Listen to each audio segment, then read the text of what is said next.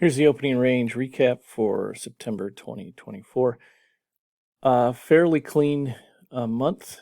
So let's go over the numbers. Again, in red is not included in the totals. As far as Dow goes, just two trades, both 20-point winners, 40 points total. NQ, nice 100 points. Trade here, and here. A couple of break-even trades, and then you hit at 50.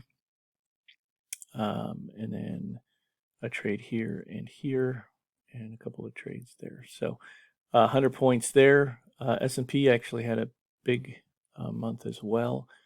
A trade here, a couple of trades here, and a couple of trades here. This was a big opening range.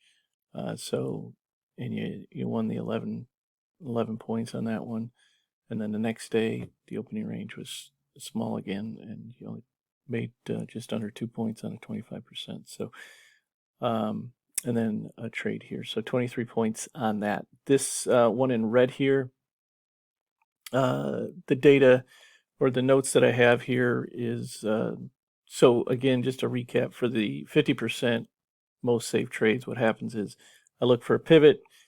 It needs to hit the pivot and then bounce, whether that's bounce up or bounce down, and come to 50% of whatever the opening range was. So if the opening range was 10, it would have to hit the pivot and then go down or up 5 points, depending on which direction it is.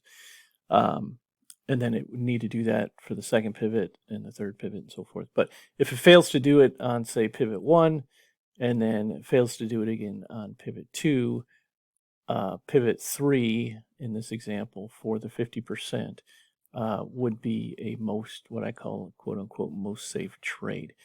In this one here on September 6th, what happened is pivot 1 and 2 were winners for the 50%. Pivot 3 was a loss. Pivot 4 missed the 50% exit by 2 ticks. And we've talked about 1 and 2 ticks before, how if you want to put them as winners or whatever, or if you want to be official. So in that particular case, if you counted that one as a winner, you would not have had the next trade, or the next pivot was a loss, and then the 6th pivot was a win. So you would have never had a 50% most safe trade here.